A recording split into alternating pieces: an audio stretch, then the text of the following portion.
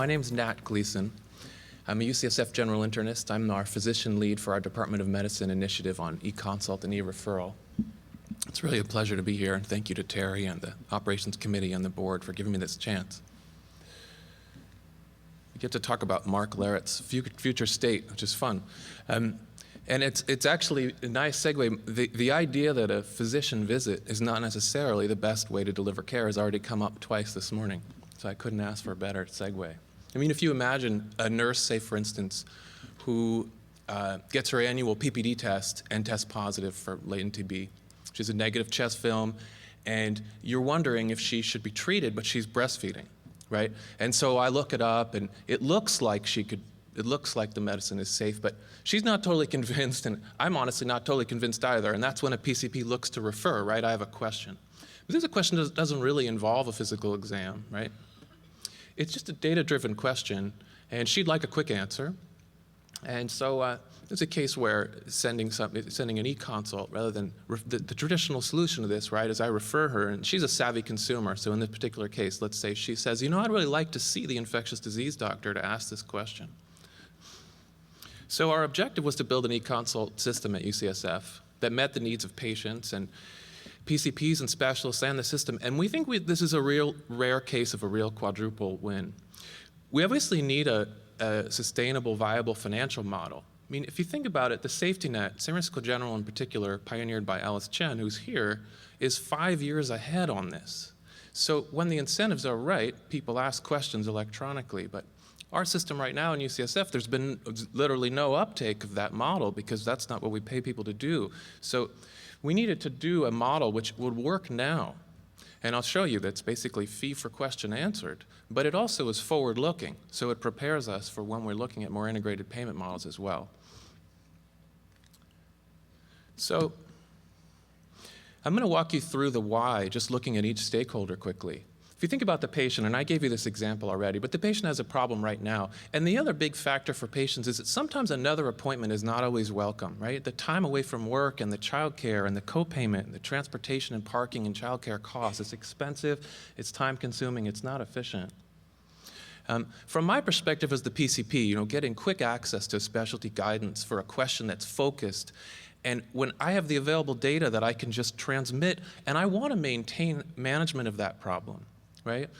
And the relational continuity that provides, so I get to continue to take care of the patient around that problem, but with the added input from the specialist. And the co-management burden that PCPs face, I think, is increasingly recognized. So this is another big piece of the puzzle for me that's really compelling. This is a real patient, so the patient sees a cardiologist, 2 endocrinologists, this is real, diabetes and for lipids, right? Sees a nephrologist, a sleep medicine doc, a urologist, a pulmonary doc. So I have a focused question about this patient. Patient comes up with an incidental pulmonary nodule, and it's not conforming exactly to what the standards are, so I don't quite feel like I can proceed based on the recommended protocols. I want some input. So it would be great if I could answer this question without adding I'd like to shrink this list, right? That's another conversation and something we're working on at UCSF. But I certainly would not, I would like to avoid adding another physician to the mix here for this patient. So if I can ask this question without doing that, it's really a win for everyone. From the specialist standpoint, we're asking our specialists to improve access, right? At UCs, all UCs struggle with access. We have a supply-demand problem. And our specialists tell us they would like an efficient way to address low complexity questions, right? They view their core competence as the high complexity question. They tell us they want to see the lupus nephritis patient from the Central Valley, right? Not the osteoarthritis patient. And so this kind of a system can help them with that. And it's better for their training model as well. Their fellows need to see the higher complexity patient to train the next generation. Also, when you answer a question quickly, say offline via email or something, which is our only alternative to this previously, the question doesn't make it into the EMR, and the specialist is not reimbursed for the work. From the purchaser standpoint, I think this is a really clear case. So this is the purchaser, the payer, the supermarket chain that's trying to insure its employees. We see some unbelievable, really stunning data. So 1 in 3 patients in the US is referred to a specialist every year, and it's 1 in 2 in the elderly. It's twice the rate of referral in the UK, and that's comparing a managed care population to the NHS. And the referral rate doubled in the last 10 years. So this is the sort of scope of our program. We've engaged all of the primary care practices across UCSF that see adults. And at this point, we have developed the program within all of our medicine subspecialty programs, or divisions. We have a strong partner in the medical center, and the funding comes through the district program. What we recognized going into this is that we couldn't jump straight into eConsult. We had basically taken the old-fashioned paper referral and just transposed it onto the computer, right? So people were still writing referrals that said one word, like GERD or OSA.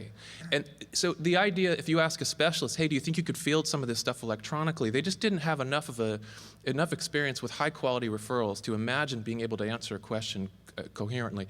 And so we started off, actually, before we launched the eConsult, we started off with just developing a structured referral template. And the template is some essential elements of the template. The template's based on the ACP's Patient-Centered Medical Home Neighborhood set of principles. And the template, it's not rocket science, but it basically elicits the consultative question. It allows the PCP to see what are the pre-referral expectations that that the specialist has for this particular diagnosis or problem, and it populates with relevant data. I'll show you an example. I think it's easier to see. So this is an osteoporosis template, and it begins with what's really what you could call appropriateness criteria or decision support. It says, I'm referring so-and-so to endocrinology for evaluation and treatment of osteoporosis. At least one of the following is present, and this is the endocrine division's chance to convey to the PCP, they should have one of these things, or it may not be the best use of our service, because we're really trying to work on our access to take care of patients who really need an endocrinologist. And then the next piece of the template is, it says the following results are available in Apex. That's our EMR. So this is them saying, I would like you to have this stuff all packaged before you send the patient. And this avoids that initial physician visit where the specialist doesn't have all of the data, and then they have to do a follow-up visit just to do those missing studies in the interim, which isn't good for the patient or the system. And then the data populate into the template, and then it elicits the consultative question. And I'll just tell you, this is an aside, but we've had an increase in our use of a consultative question with a referral from 45% of people asking a real question, a focused question, to 97% by introducing these templates. Because I think physicians feel that they're now communicating to another physician. It's not simply an administrative action. So, some specifics. This is a crowd that probably wants to hear the specifics of how we're doing this. When a specialist receives an eConsult, they can convert it to a standard visit based on the complexity. So they just send a message that says, this sounds a little bit complicated, I'd like to see the patient, and then that patient is scheduled as soon as possible in the specialty practice. We have a 72-hour expectation for turnaround time from the specialist, and we're compensating the specialist 0.5 RVUs per question answered. We also credit the PCP 0.5 RVUs, and this is an acknowledgement of the fact that they're not delegating this problem, right? They're going to maintain management of the problem, and they're going to integrate and implement the specialist recommendations. And the consultations are fielded by senior specialists. So here's our adoption data. We've had 550 e-consults so far since last September. About 14% are converted to visits. Most are completed within 72 hours, and I think this distribution is probably hard to read, but the tallest line there is 100 in endocrinology, so that's it's a field where there's a lot of data-driven questions. Some of the smaller bar lines are just coming online recently. Hematology has done a number, and they're brand new, so that's proving to be a very compatible type of set of questions. So we have some nice data on the acceptability. From the specialist side, we ask people immediately upon completing an eConsult exchange, we ask them a few questions. So specialists find that the eConsult questions are clear. They find that the complexity of the eConsult question is relatively appropriate. Specialists spend an average of about 10 minutes doing each of these. More than half of them spend less than 10 minutes. About a third of them spend between 10 and 20 minutes. The PCPs overwhelmingly find the responses helpful. This is my favorite question, I think. They overwhelmingly find that the response influenced their care plan. And then this is our adoption, or rather our utilization data. So the way this is represented, so it's time along the x-axis, and the y-axis is a rate. So this is referrals per 100 primary care visits to the specialty practices that we have engaged in this innovation, right, to all the medicine subspecialties. So the red line is referrals for office visits, which prior to the middle of the graph is the only option, right? And then you see the green line emerge at the bottom, and that's the introduction of e-consults. So those are e-consults, and they represent about 10% of all referrals now.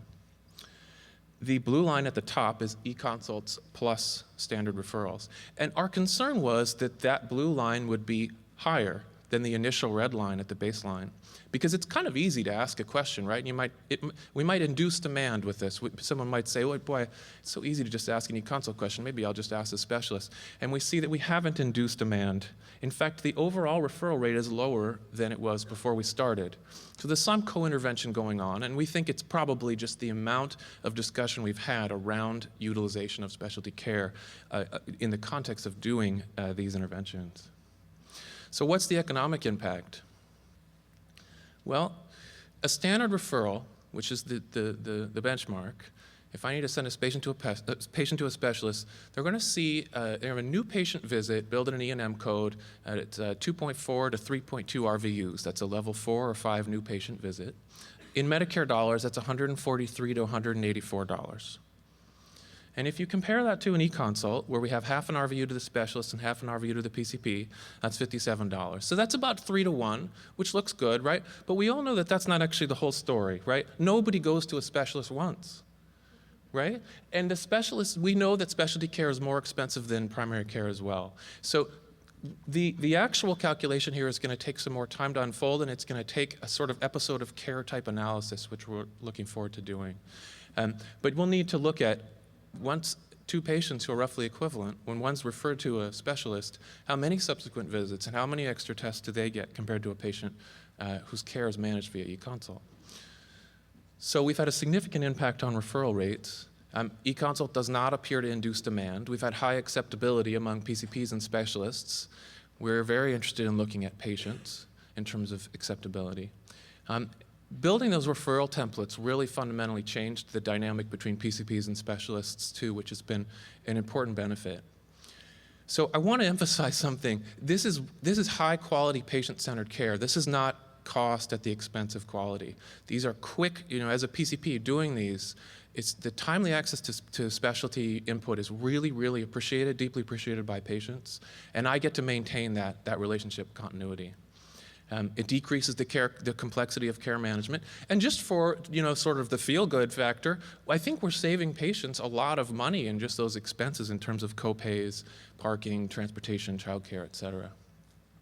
I think this is important for training the physicians of the future. And so I mentioned we're using DISRIP funding, and we need a model for sustainability. I think we have a very strong value proposition, and now we're ready to explore partnerships with payers who are interested. And I'd like to acknowledge my collaborators. Thank you very much.